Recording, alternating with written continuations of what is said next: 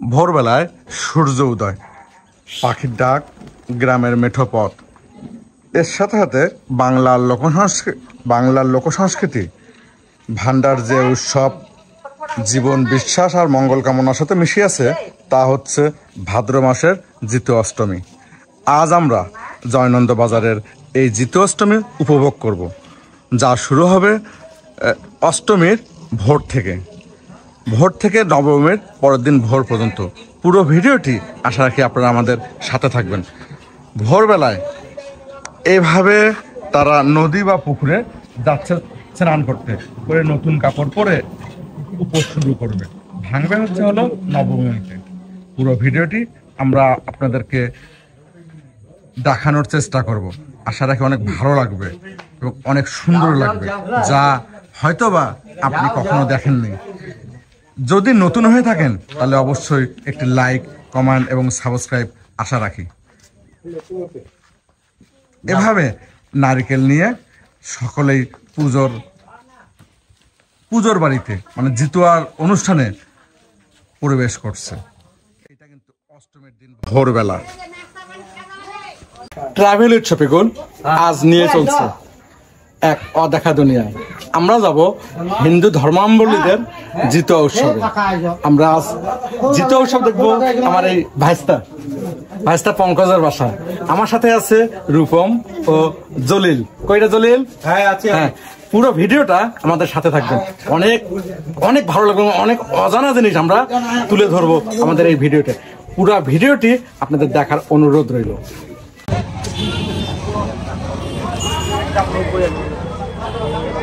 তোমার ইন্ডিয়া কত করে দিলা ছোট না কত সাইজ দেখ 200 আইলা ইলা জিতুয়া পূজা উপলক্ষে সকলে নারকেল ক্রয় করছে। এই পূজার অন্যতম বৈশিষ্ট্য হচ্ছে নারকেল কিন্তু লাস্ট, সেই উপলক্ষে ভক্তবৃন্দ নারকেল কিনে নিচ্ছে। এবার নারকেলের প্রচুর দাম হওয়ার কারণেও তাদের কাঙ্ক্ষিত নারকেল তারা সংগ্রহ করছে এভাবে দোকানিদের কাছ থেকে।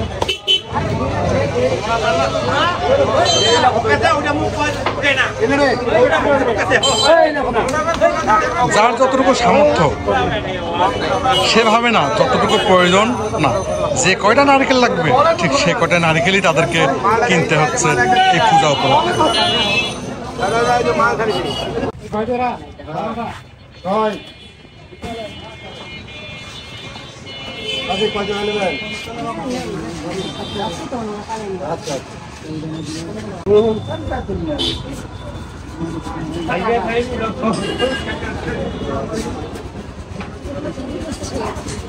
আবার কালকে আসি করিও।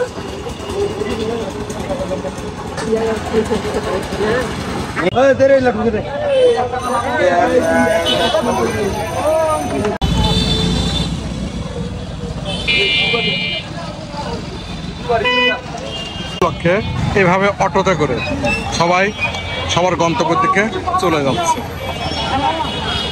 প্রচুর ভিড়, কারণ আজ হচ্ছে জিতুয়া অষ্টমী উপলক্ষে সবাই এইভাবে নারকেল ক্রয় করে নারকেল বেঁধে নিয়ে যাচ্ছে মণ্ডপের উদ্দেশ্যে। কেউ অটোতে, কেউ যাচ্ছে সাইকেলে, আবার কেউ যাচ্ছে হুন্ডায়। সকলের গন্তব্য জিতুয়া অষ্টমীর মণ্ডপের দিকে। জিতুয়া অষ্টমী পূজা কর্মাহম করিষ্যামি ওম নমো নমঃ। বাজা দে আবার মন্ত্র ওম জবা কুসুম সংকুকাসং মজ্জং মহাদিতিং রাধুনি সর্ব পাপ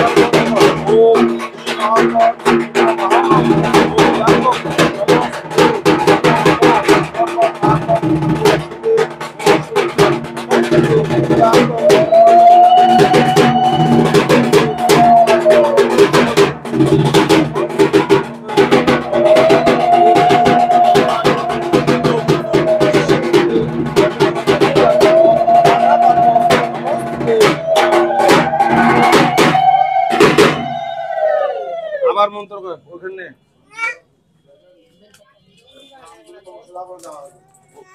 ওই কিরা চলে গেল তা আসিল আর গেল খালি ও লোক আছে আচ্ছা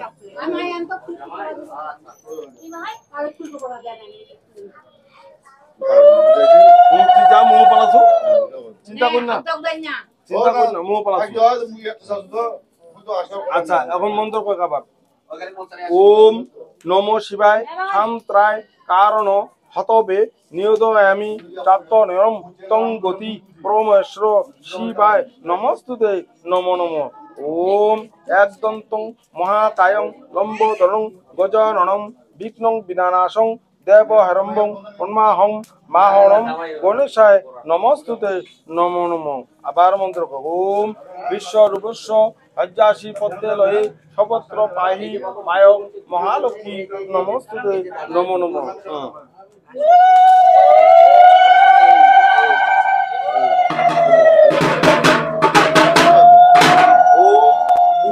ওম অখণ্ড মঙ্গলাকারং ব্যক্তং যেন চরাচরং তৎপদং দোষিতং যেন তস্মৈ শ্রী গুরুবে নমো নমো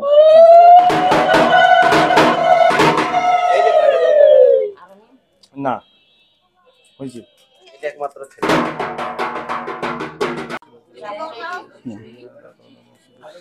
এগুলাকে কি বলে? এগুলো ডালা ডালা। এই ডালাতে কি কি আছে? এখানে নারকেল আছে শসা আছে বাদামি আছে কলা আছে দাঁড়া।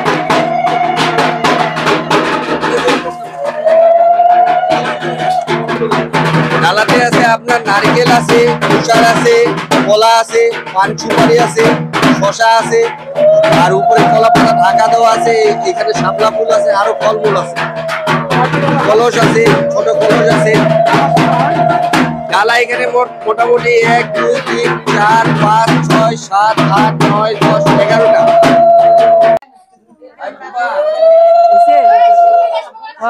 আপনি কি হবেন? জিতুয়া পূজা উপলক্ষে অনেক দূর দূরান্ত থেকে লোক আসে। পূজা দ্রব্য নানা প্রকার ফল জিতুয়া পূজা উপলক্ষে অনেক দূর দূরান্ত থেকে তাদের আত্মীয় স্বজনরা এসেছে। এরা বৌদি, পিসি, পিসা, মাসি, দিদি, ঠাকুরমা সকলেই এসেছে। তার পুত্র সন্তান লাভ হয়। আজ আমি অবস্থান করছি জয়নন্দ বাজারে। আমরা দেখছি জিতুয়া পূজা, জিতুয়া অষ্টমী। পঙ্কজের পিসি, ঠাকুরমা, শাশুড়ি এবং বড় দিদির ননদ এসেছে আমাদের জিতুয়া অষ্টমীতে জিতুয়া পূজা উপলক্ষে। জিতুয়া পূজা কিন্তু হিন্দু ধর্মাবলম্বীদের অন্নবাস, যেটা জলপান এবং অন্নপান ছাড়া উপবাস 24 ঘন্টা উপবাস করতে হবে এবং এরা সকালবেলা উপবাস শুরু করেছে। অষ্টমীতে নবমীতে তারা উপবাস ভাঙবে। ইনি হচ্ছেন আমাদের বড় মা।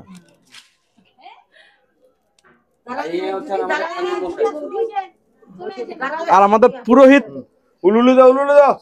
আমাদের চাল না দিয়ে উলুধ্বনির মাধ্যমে জিতুয়া পূজা সম্পন্ন করবে।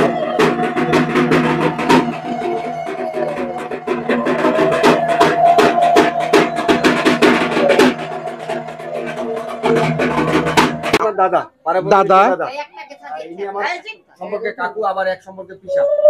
দাদা, পিসা, কাকু এমন কোন আত্মীয় নাই যে জিতুয়া পূজাতে আসে না।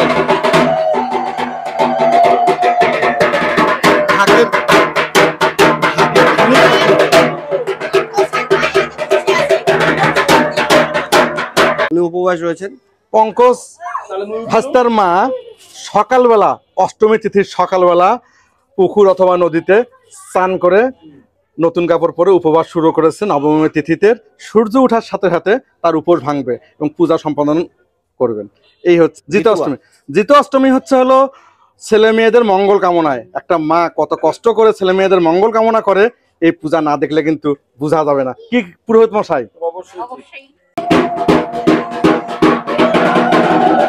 আরতি সম্পন্ন করছে।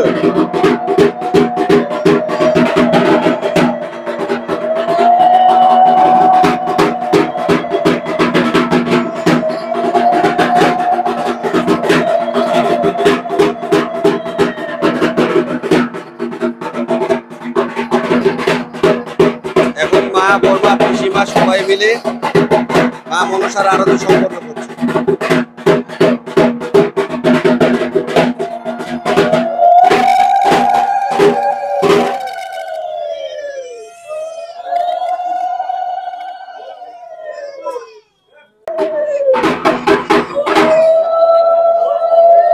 কথিত আছে জিম্বুদ্বাহন নামে এক মহাপুরুষ সাপদের রক্ষা করেছিল, তার আত্মত্যাগের স্মৃতিস্বরূপ এই জিতুয়া।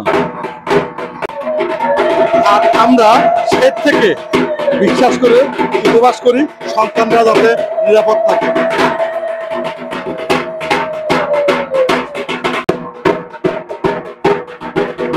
সন্তানের মঙ্গল কামনায় প্রার্থনারত অবস্থায়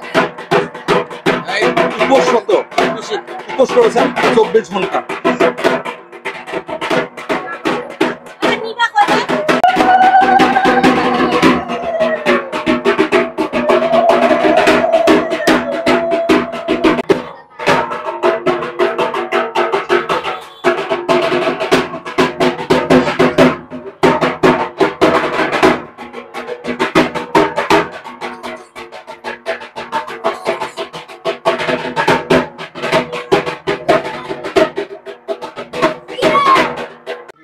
ঢাকুয়াকে বিদায় দেওয়ার সময় এদের নীতি অনুযায়ী নারকেল দিয়ে বিদায় দিতে হবে, এবং যারা আসবে তারা কিন্তু দুটা চারটা 6টা করে নারকেল কিন্তু নিয়ে আসবে, যার যেমন ইচ্ছা, কিন্তু যাওয়ার সময় ওখান থেকে নারকেল নিয়ে যাবে। নারকেল গ্রহণ করার মুহূর্তে ঢাকুয়া চলে যাচ্ছে।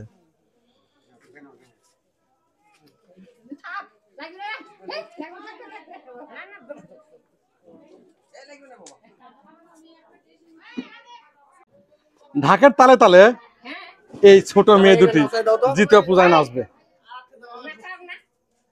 জিতুয়া পূজা উপলক্ষে বিশেষ রান্নার ব্যবস্থা করা হয়েছে। এখানে কচু, পটল, সবজি থেকে শুরু করে হরেক রকমের ভেষজ খাবার তৈরি করা হয় শুধু পূজারীদের জন্য। যে কেউ এসে খেতে পারে, যেহেতু পূজা করতে আসবে, অতএব পূজা শেষে তাদেরকে একটু প্রসাদ খেতেই হবে। এই উপলক্ষে বিশেষ প্রসাদের আয়োজন করা হয়, সবাই খেতে বসেছে। ওই যে বললাম, নিরামিষ সবজি, ডাল সহ সকলেই অন্ন গ্রহণ করছেন পূজা শেষে। যারা আসবে সকলকেই এখানকার নিমন্ত্রণ গ্রহণ করতে হবে। এইভাবে সকলেই বসে খাবার সম্পাদন করছে। ওই যে কাকু দেন, ওই যে ওই পাশে কাকু আছে, কাকু নিয়ে এই যত আত্মীয় এসেছে সকলেই কিন্তু খাবার খাচ্ছে একসাথে। কাকু, ঠাকুরমা, দিদা, কাকু সকলেই, কাকি, পিসি, মাসির যত আত্মীয় স্বজন আছে সবাই একসাথে খাবার। এটা একটা ভ্রাতৃত্ব বন্ধন, শুধু এটি একটা পুজো নয়, এর মাধ্যমে সুন্দর একটা ভ্রাতৃত্ব বন্ধনও কিন্তু গড়ে ওঠে।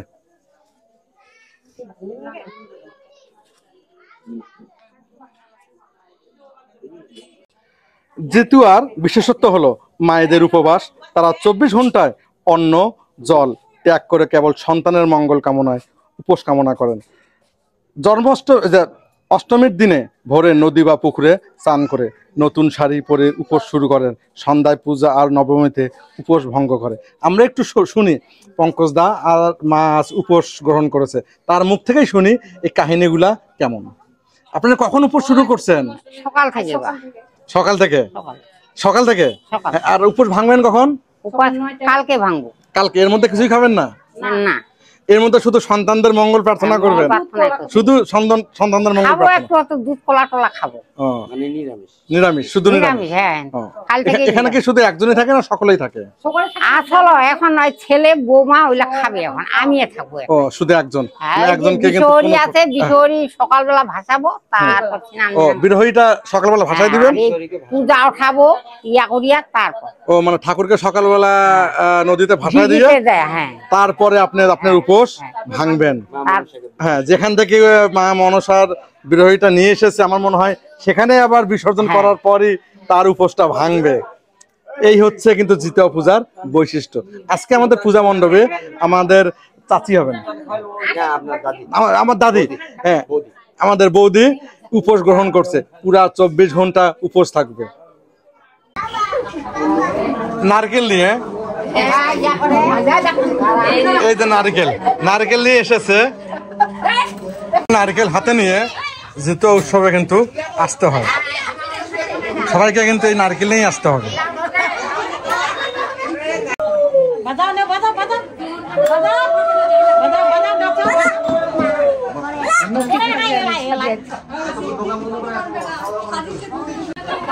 এই ছোট ছোট বাচ্চারা বিভিন্ন রকমের পারফরমেন্স করবে, লোকগীতি থেকে শুরু করে জিতুয়া গান।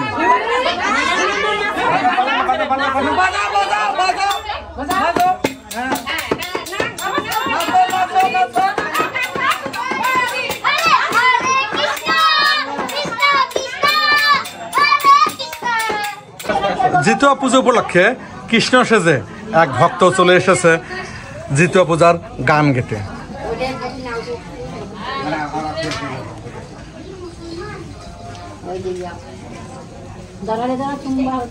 কৃষ্ণ ভক্তকে পূজা প্রদান করা হচ্ছে সিঁদুর, ধান, দুবলা দিয়ে।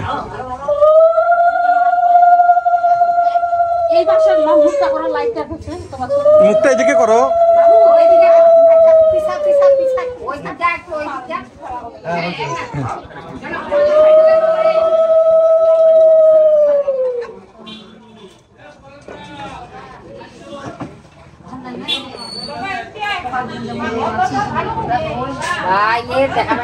এখানে বিভিন্ন জন বিভিন্ন রকমের বিভিন্ন ধরনের সেজে আসবে পূজা প্রদান করার জন্য।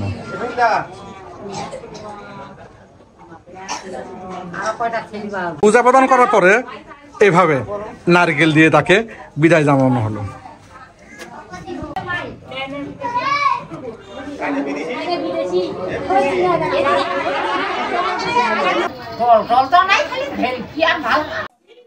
বাংলার লোকসংস্কৃতিতে সব রকমের উৎসব রয়েছে, তার মধ্যে জিতুয়া উৎসব হচ্ছে অন্যতম।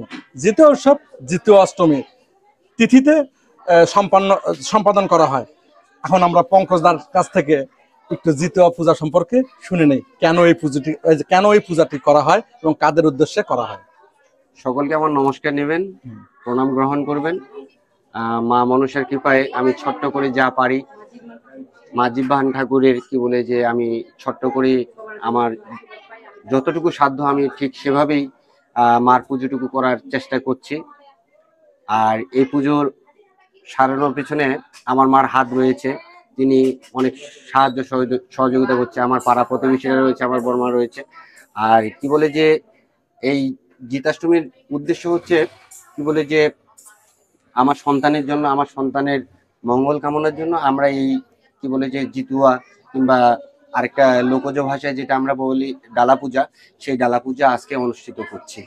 আপনারা সকলে মিলে আমাকে আশীর্বাদ করবেন যেন মায়ের কৃপায় আপনাদের সকলের আশীর্বাদে যেন এটাকে আমি সুন্দর সুষ্ঠুভাবে সম্পন্ন করতে পারি। আর জিতুয়া পূজা কি বলে যে এটা একটু কাহিনী না বললেও নয়, এর একটু বর্ণনা। মা মনসা ইনি কিন্তু অধিষ্ঠাত্রী দেবী ছিলেন না, কিন্তু ইনি অধিষ্ঠাত্রী দেবী হওয়ার পিছনে উনাকেও কিন্তু মাকে কিন্তু অনেক ত্যাগ তিতিক্ষার মধ্য দিয়ে যেতে হয়েছে। মা মনসা হচ্ছেন ভগবান শিব অর্থাৎ মহাদেবেরই এক পুত্রী, কিন্তু তিনি এত সহজেই এই জগতে এই অধিষ্ঠাত্রী দেবী হিসেবে কিংবা দেবী হিসেবে পূজিত হননি। এটার পিছনেও অনেক বড় ইতিহাস রয়েছে। আমি সংক্ষেপে বলার চেষ্টা করছি আপনাদের সামনে, হয়তো আমার ভুল ত্রুটি হতে পারে, সেই ভুল ত্রুটি মার্জনীয়।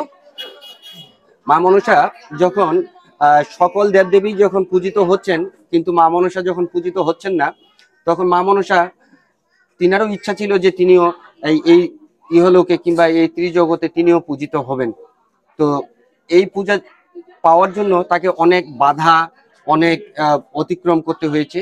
এ কারণে তিনি ভগবান মহাদেব কিংবা আরো অন্যান্য দেবদেবতা বললেন যে তিনাকে যদি এই জগতে কিংবা এই পৃথিবীতে মনুষ্য লোকের কিংবা মানুষের এই জীব জগতে যদি তিনি সেবা পেতে চান কিংবা আপনার পূজিত হতে চান, তবে অবশ্যই তাকে মহাদেবের কোনো ভক্তের মাধ্যমে অবশ্যই তাকে পূজিত হতে হবে, নতুবা কিন্তু তিনি এই জগতে কখনোই পূজিত হতে পারবেন না। আর এই জিতাষ্টমী পূজা সাধারণত আমাদের লোকজ সংস্কৃতির মধ্যে আমাদের উত্তরবঙ্গ যেমন বগুড়া মহাস্থানগড় রয়েছে, এদিকে আমাদের দিনাজপুর লালমনিরহাট পঞ্চগড় ঠাকুরগাঁ এবং কি উত্তর ভারতের উত্তর দিনাজপুর পশ্চিম দিনাজপুর এগুলোর অর্থাৎ বাংলা রাজ্যে এগুলো অনুষ্ঠিত হয়ে থাকে। হয়তো আজকে পালাক্রমে এটা হয়তো আজকে বিলীন হয়ে যাচ্ছে অনেক অনেক কিছুর কারণে, কিন্তু বাট এটা এখনো আমাদের লোকজ ধারায় আমাদের হিন্দু সংস্কৃতিতে এখনো এই পুজো অব্যাহত রয়েছে, কিংবা আমরা এটাকে মানত করি, কিংবা এটাকে কি বলে যে আমরা পুজো করার চেষ্টা করি মায়ের, যতদূর আমাদের সাধ্য হয় ততটুকুই আমরা করার চেষ্টা করি। তো এর জন্য তিনি মহাদেবের এক ভক্তকে বেছে নিলেন। সেই ভক্ত হচ্ছেন জাত সদাগর, যিনি একজন ধনাঢ্য ব্যবসায়ী এবং কি যোদ্ধার ছিলেন। তিনি কোনো মতেই মা মনসার পুজো দিতে রাজি নন, কারণ এই মা মনসা তিনি ছিলেন মহাদেবের ভক্ত। এই জাত সদাগরের কথা ছিল যে হাতে আমি মহাদেবের পুজো করি, সে হাতে আমি কখনো অন্য দেবদেবীর পুজো অর্থাৎ মনসার পুজো করতে পারি না। মা মনসা তাকে বিভিন্নভাবে বোঝানোর চেষ্টা করে, কিন্তু তিনি যখন কোনোভাবেই তার পূজা করছেন না, তিনি আগে কি বলে যে নৌপথে কিংবা জলপথে ব্যবসা করতেন। সেই ব্যবসায় এক সময় গেলেন, সেই জাত সদাগর সেই ব্যবসায় যাওয়ার পথে তিনি যখন মানছেন না, মা মনসা তার নৌকায় যতগুলো সঙ্গী ছিল, সাথী ছিল এবং কি তার ধন সম্পদ ছিল, সব সেই পথিমধ্যে সেই ধন সম্পদ নৌকা এবং কি সবাই সেই দুর্যোগ তৈরি করে মা মনসা সবার প্রাণ হরণ করে নেন। এবং কি জাত সদাগর কোনো রকম ভাবে সেখান থেকে বেঁচে তিনি জীবন ফিরে আসেন, তবুও তিনি কি বলে যে কোনোভাবে মা মনসার পুজো করতে রাজি নন। ইতিমধ্যে এর মধ্যখানেই দেখা যায় যে জাত সদাগরের 7 সন্তান ছিল। এই 7 সন্তানের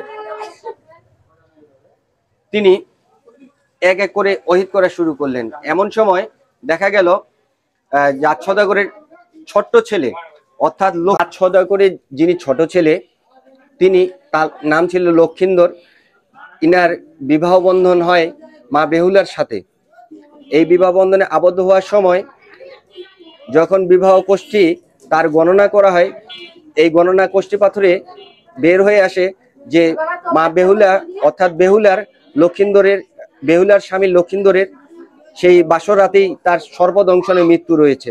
এ থেকে বাঁচার জন্য জাত সদাগর বেহুলা লক্ষিন্দরের বিয়ের বাসর ঘর লোহার বাসর ঘর তৈরি করে, কিন্তু এই লোহার বাসর ঘরও লক্ষিন্দরকে কিন্তু বাঁচাতে পারেনি। তবুও তাকে সর্পদংশনে দংশিত হতে হয়েছিল, তাকে তার প্রাণ দিতে হয়েছিল, মৃত্যুবরণ করতে হয়েছিল। কিন্তু এই বেহুলা এত সতী নারী ছিল, এত পবিত্র সতীত্বপনা নারী ছিল। এই সতীত্বের জোরে এই কি বলে যে তার সততার কারণে সে যখন বাসর রাতে তার স্বামী লক্ষিন্দর মারা যায়, সেই স্বামীকে নিয়ে সে নদীতে কলার ভেলায় চড়ে নদীতে ভেসে গিয়ে দিনের পর দিন রাতের পর রাত যখন একের পর এক কিনারায় চলে যায়, তখন মা মনসার আবির্ভাব হয় এবং মা মনসা বলে, হে বেহুলা, আমি তোমার স্বামীকে ফেরত দিব এবং তোমার যে 6 আরো ভাসুর রয়েছে কিংবা তোমার স্বামীর যে 6 ভাই রয়েছে আমি তাদেরকেও ফেরত দিব, কিন্তু শর্ত হচ্ছে একটাই, তুমি তোমার শ্বশুর অর্থাৎ তোমার স্বামীর যে পিতা তার কাছে তুমি আমার পুজো দেও। মা বেহুলা বলেন যে আমি অবশ্যই আমার শ্বশুরের দ্বারা অবশ্যই আপনার পূজা অর্চনা করব। আপনি যদি আমার স্বামীর প্রাণ ফেরত দেন এবং আমার পরিবারের আর বাকি যাদের প্রাণ গিয়েছে আপনি তাদেরও প্রাণ ফেরত দেন। জীবিত প্রাণ পেয়ে ফিরে এসে বেহুলা তার শ্বশুরকে সবকিছু খুলে বলে, কিন্তু এতেও জাত সদাগর তার পুজো দিতে নারাজ। এক সময় মা বেহুলার অনেক অনুরোধ বিনোরোধ সকলের অনুরোধে সে রাজি হয়, কিন্তু তারও একটা শর্ত ছিল যে আমি যে হাতে অর্থাৎ ডান হাতে আমি ভগবান মহাদেবের পুজো করি, সে হাতে কখনো আমি দেবী মনসার পুজো করব না। আমি তাকে তাড়িয়াতে বা হাতে ফুল অর্পণ করে তাকে পুজো করব। এতে যদি তিনি রাজি থাকেন তবেই আমি তার পুজো করব, নতুবা কিন্তু নচেত আমি তার পুজো করব না। মা মনসা এতেই রাজি হয়ে যান এবং কি সেদিন থেকেই এই মর্তলোকে জাত সদাগর বা হাতেই মা মনসার পুজো পুজো করেন এবং কি সেদিন থেকে এই মর্তলোকে মা মনসার পুজোর আবির্ভাব হয় এবং কি প্রচলন শুরু হয় এবং কি এটা লোক লোকান্তরে এই বাংলার চারিদিকে এই সমাজে ছড়িয়ে পড়ে এবং কি আত্মবিশ্বাসের সঙ্গে যারা মার কাছে কি বলে যে মানত করে কিংবা কোনো কিছু চায়, মা অবশ্যই সকলের মনোকামনা পূর্ণ করেন এবং কি সর্প থেকে মা নিরাপদে সকলকে রাখেন। ধন্যবাদ সকলকে, এতটুকুই আমি আপনাদের সামনে উপস্থাপন করতে পারলাম। ভুল ত্রুটি হলে আমাকে মার্জনীয় করবেন। সবাইকে আমার শেষ প্রণাম।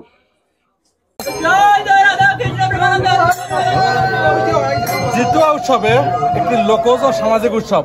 এটি শুধু উৎসব না, এখানে মঙ্গল কামনায়, কৃষি ও সকলের মঙ্গল কামনায় একে অপরের সহযোগিতায় বিভিন্ন প্রকার কি করলেন, এটা সাংস্কৃতিক অনুষ্ঠান পরিচালনা করে। এভাবে একের পর এক রাতভর সাংস্কৃতিক অনুষ্ঠান। এখন আমরা দেখব আর একটি দলের লোকজ গান।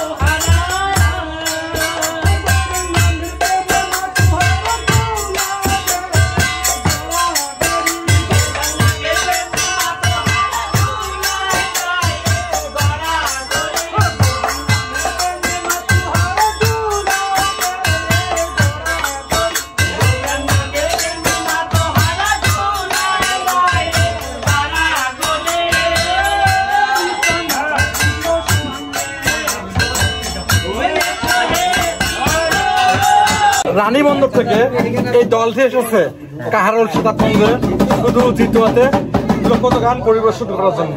এটা শুধু পূজা নয়, যথারীতি একটা সাংস্কৃতিক ও ধর্মীয় উৎসব। এখানে এরা তুলে ধরে জীবন বৈচিত্র্য, কৃষি সবকিছু গানের মধ্যে আমরা এরা মানে ফুটে তোলে।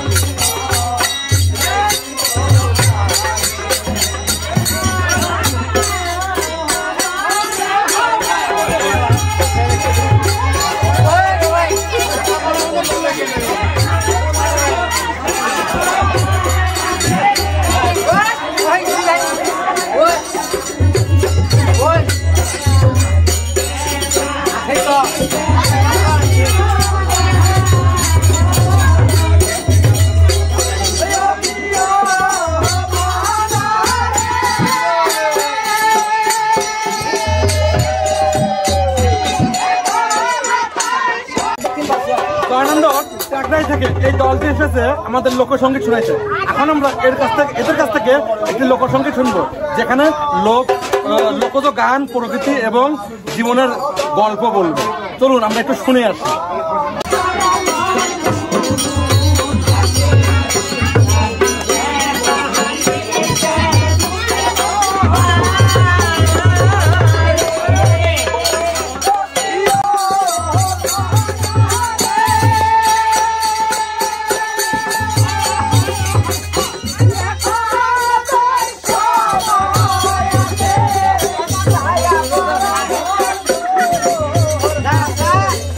Para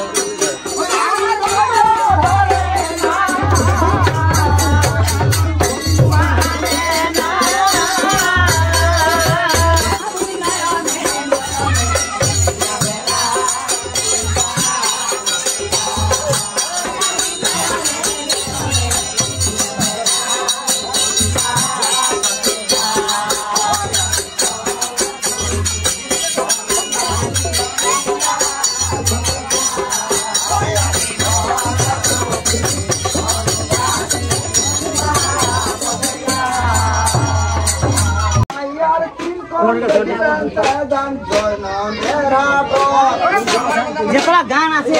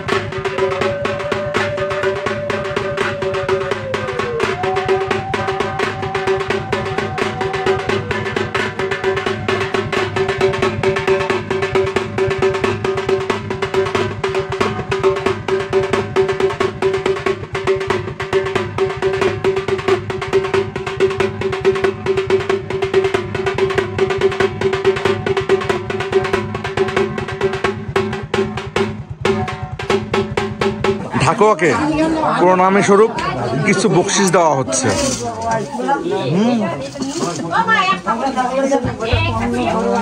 এটি হচ্ছে বিদায়ের শেষ বেলায়।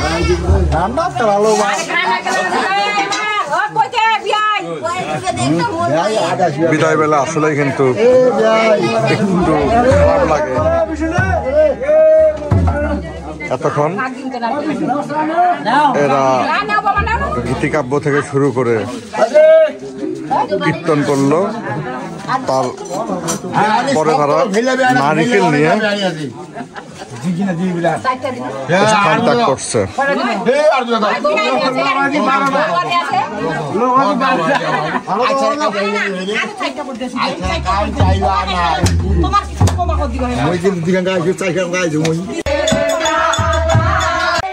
উপোস ভাঙার প্রস্তুতি নিচ্ছে, পূজা শেষ পর্যায়ে গ্রামে মায়ের কোলে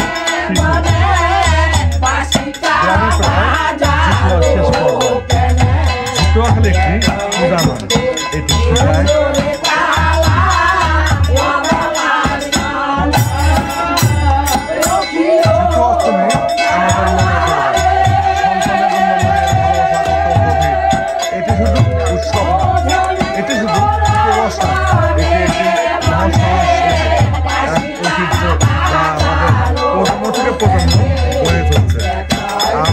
ভিডিওটি কেমন লাগলো অবশ্যই ভুল করবেন না কমেন্টে। আশা রাখি এই পুজোটি সম্পর্কে আপনারা আগে কে কখন কিভাবে পুজো করেছেন তা অবশ্যই আমাদের এই কমেন্টে জানাবেন। এটি একটি গ্রামের ভাব। এখন আমাদের এই দিদা উপোস ভাঙবে, সারা রাত তিনি এইভাবে বসেছিলেন। ভোর এখন প্রায় 5:30টার মতো। এটি হচ্ছে সমাপ্তি। এভাবেই এই জিতুয়া পূজা গ্রামে শেষ করা হয়।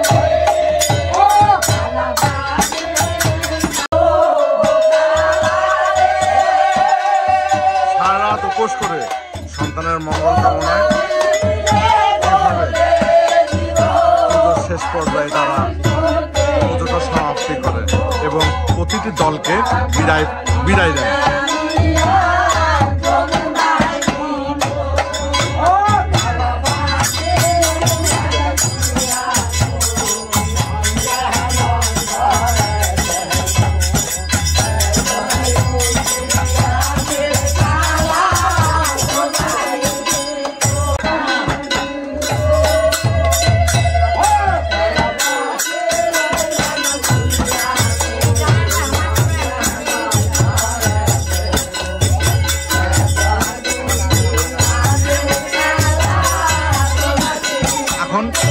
ডালা ভাঙার প্রস্তুতি নিচ্ছে।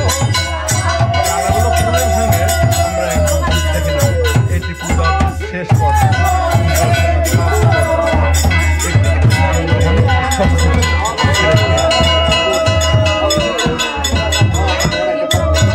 যা ভাদ্র মাসের দ্বিতীয় অষ্টমীতে সম্পন্ন হয়।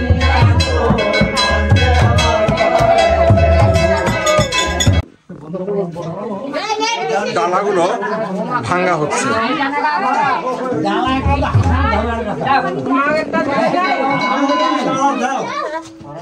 ডালাগুলো কি সবাইকে দিয়ে দিবে? তো ডালাগুলো যে যেটা পাবে সে সেটা নিয়ে যাচ্ছে। এভাবেই পুজোর সমাপ্তি করা হচ্ছে।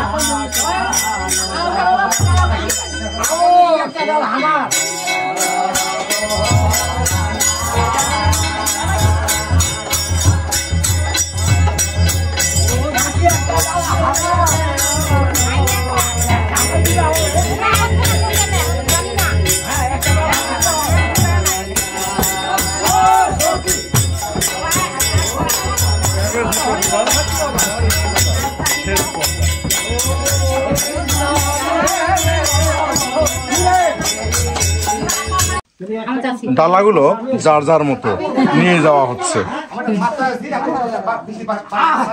ডালা কি কি ছিল? নারকেল, বাদামি, কলা, শাপলা ফুল, শসা। আমরা ডালাতে কি কি রয়েছে তাই একবার একটু এক নজরে পলক করে নিই। কি কি আছে ডালাতে? ডালাতে আছে আপনার নারকেল রয়েছে, নারকেল, বাদামি লেবু আছে, বাদামি লেবু, কলা আছে, কলা, লেবু আছে, কুষার আছে, কুষার আর শাপলা শাপলা ফুল আর শসা। পান সুপারি। কয়টা পদ থাকে? পান সুপারি, আপেল থাকে। এটা 7-8 প্রকারের হতে পারে। 7-8 প্রকারের পদ দিয়ে এই ডালাগুলো তৈরি করা হয়। ধন্যবাদ সকলকে এতক্ষণ পুরো ভিডিওটি আমাদের সাথে থাকার জন্য। পরবর্তীতে দেখা হবে অন্য কোথাও অন্য কোনো জায়গায়।